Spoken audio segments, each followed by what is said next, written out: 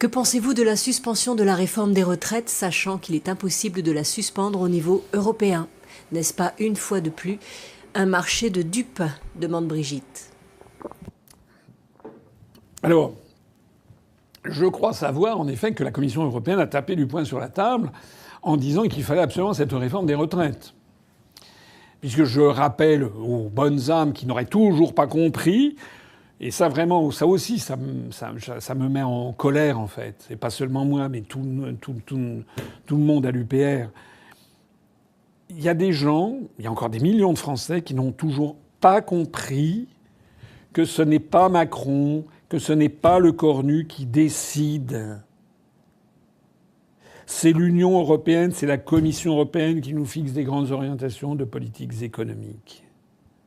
Il y a des gens qui n'ont toujours pas compris que s'ils font confiance aux prétendus opposants que leur présentent les milliardaires, Madame Le Pen, M. Bardella, M. Zemmour, Madame Knafo, Madame Maréchal, mais aussi d'ailleurs M. Mélenchon, ces gens ne veulent pas sortir de l'Union européenne.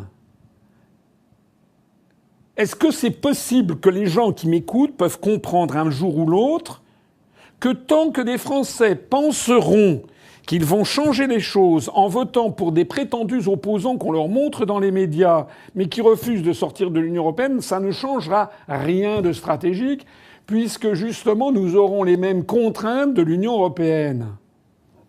Alors effectivement, l'Union européenne exige que nous fassions la réforme des retraites. Alors tout le monde, d'ailleurs tout le Saint-Frusquin, toute cette petite caste d'euromondialistes sont montés au créneau. J'ai vu que monsieur... comment il s'appelle le philosophe Enthoven, c'est ça. Il a été interrogé, je crois, Raphaël Enthoven, voilà. Il a été interrogé à la radio, à la télé. Il a dit qu'il fallait absolument que les Français comprennent qu'il fallait faire la réforme des retraites. Mais c'est incroyable. Il est quoi? Il est expert comptable? C'est un financier hors pair? Pas du tout. C'est un monsieur, je le connais, il n'est pas antipathique d'ailleurs, mais enfin, il vit dans un monde de multimilliardaires. Il vit dans un monde de multimilliardaires. Et en fait, il ne fait que relayer la doxa, ce que l'on entend. Mais c'est quelqu'un qui n'a jamais connu ce que c'est qu'avoir des difficultés de fin de mois. C'est quelqu'un qui ne sait pas ce que c'est que de travailler à la chaîne. C'est quelqu'un qui ne sait pas ce que c'est que de se lever à 5 heures du matin pour être à l'usine à 6h30 ou 7 heures. Jamais, jamais de sa vie. C'est quelqu'un qui ne sait pas ce que sont les travaux extrêmement pénibles. Et c'est quelqu'un qui ne comprend pas que des gens qui ont commencé à travailler très jeunes et dans des métiers très pénibles, ils aspirent à partir à la retraite à plus tôt. C'est quand même très normal et très humain. Alors que le projet de porter à 64, 65, il y a, comment il s'appelle, Fantomas, là, Édouard Philippe, qui, lui, son projet, c'est de porter à 67 ans. En fait, le projet de la Commission européenne, on ne vous le dit pas, c'est 70 ans.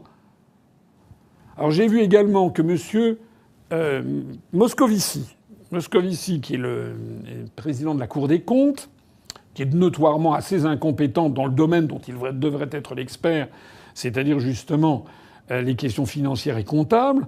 Il est président de la Cour des comptes, donc c'est un magistrat qui a son indépendance garantie. D'ailleurs, la Cour des comptes fait partie de la Constitution, donc son indépendance est garantie. Mais la contrepartie de ça, c'est que normalement, il a un devoir absolu de réserve. Et là, j'ai vu qu'il est allé à la radio, il a expliqué qu'il déconseillait formellement, enfin en gros, il a mis en garde le président de la République contre le recours au référendum pour demander aux Français s'ils étaient d'accord sur les retraites. Au motif que les Français répondent souvent à une autre question. Alors ça c'est formidable. C'est tous les oligarques, ils considèrent que si vous votez par le référendum comme ils le souhaitent, alors ça c'est formidable, le peuple s'est décidé. Donc le oui à Maastricht, c'est gravé pour toujours et des siècles dans le marbre.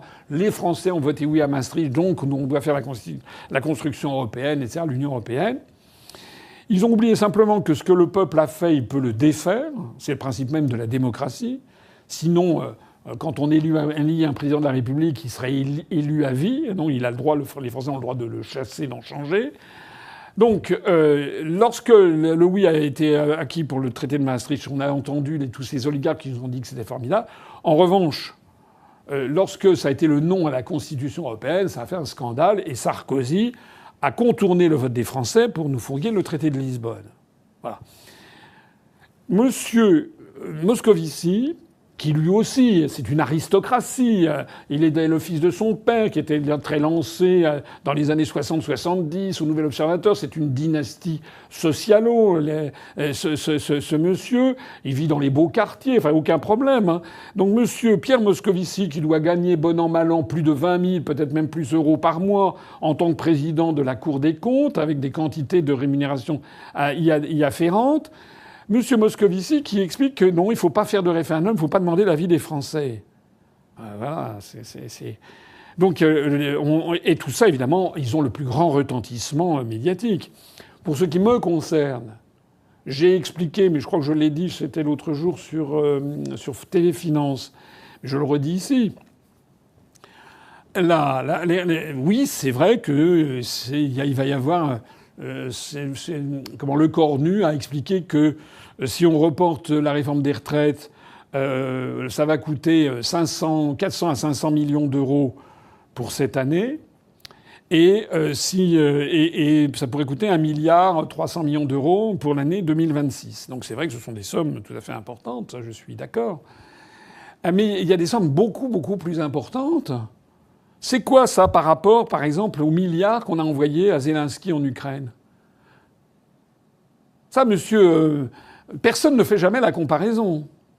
C'est quoi par rapport aux 1 000 milliards d'euros que monsieur Macron, monsieur Édouard Philippe et monsieur Bruno Le Maire nous ont légués en héritage, notamment 600 millions ou 700 millions d'euros donnés à des Français pour ne rien faire pendant la période du Covid, alors que des pays entiers n'ont pris aucune mesure de confinement et ont eu moins de morts par habitant. C'est quoi ça? Donc en fait, 1 milliard, c'est une somme, c'est pas une somme qui est inimaginable. On n'a qu'à faire des économies. Je rappelle par exemple que si on sort de l'Union européenne, on a déjà des économies cash immédiates de l'ordre de 15 milliards d'euros. Voilà.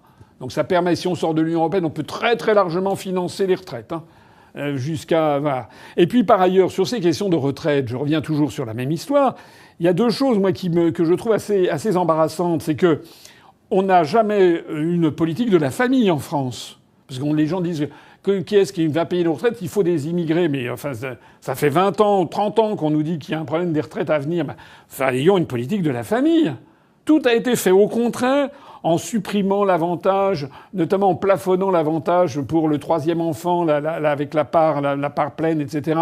Il y a eu des décisions qui ont été, notamment par François Hollande, qui ont été des décisions qui ont en fait incité les gens à ne plus faire d'enfants. D'ailleurs, on ne fait plus d'enfants. C'est catastrophique. Et puis, par ailleurs, il n'y a pas forcément besoin de faire des enfants. Là, ce qui arrive en ce moment en Chine, c'est qu'il y a de plus en plus de produits en Chine qui sont fabriqués par des robots. Mais qui sortent, il y a des usines qui sortent un téléphone portable comme celui-ci, qui est fait nuit et jour. Les usines fonctionnent la nuit. Il y a 2 ou 3 surveillants, et c'est tout. Tout fonctionne automatiquement avec des robots. Et il y a un téléphone comme ça qui sort, boum, boum, 1 par seconde. Je ne sais pas si vous vous rendez compte. Qu'avec des robots. Donc, on peut aussi, ça peut payer les retraites, si vous voulez. C'est-à-dire qu'il faudrait avoir une politique déterminée de robotisation de l'industrie, par exemple. Mais rien. Il n'y a aucune vision à long terme. Zéro. Donc, arrêtons sur ces questions de retraite. En tout cas, toute cette affaire, c'est quoi? On est en train de constater que Macron, quand il est allé en Slovénie, il a planté un poignard dans le dos de Le Cornu en disant en fait c'est pas du tout une suspension, c'est simplement un décalage. Donc ça, vous avez vu dans Landerneau, ça a fait un scandale parce que en fait Le Cornu, il essaye de manipuler, de rouler dans la farine monsieur Vauquier et monsieur comment s'appelle-t-il Olivier Faure et l'autre qui est monsieur Boris Vallaud, président du groupe socialiste. Donc ils n'ont pas voté la censure en prétendant qu'ils avaient eu une grande victoire. Mais si ça se trouve, il ne va pas y avoir de victoire du tout. Enfin, on va voir ce qui va se passer. Alors, il y a une sombre histoire en ce moment de lettres qui seraient adjointes au budget. Donc, est-ce que Le Cornu va la faire? Madame Le Pen est montée au créneau pour avoir cette lettre de modification budgétaire. On en est là. Enfin, tout ça, ça sent très très mauvais parce que de toute façon, la France est dirigée par l'Union européenne et de toute façon, toutes les bonnes questions que je pose, pourquoi n'y a-t-il pas de politique de la famille? Pourquoi n'y a-t-il pas une politique de la robotisation généralisée pour augmenter la productivité et assurer le paiement des retraites?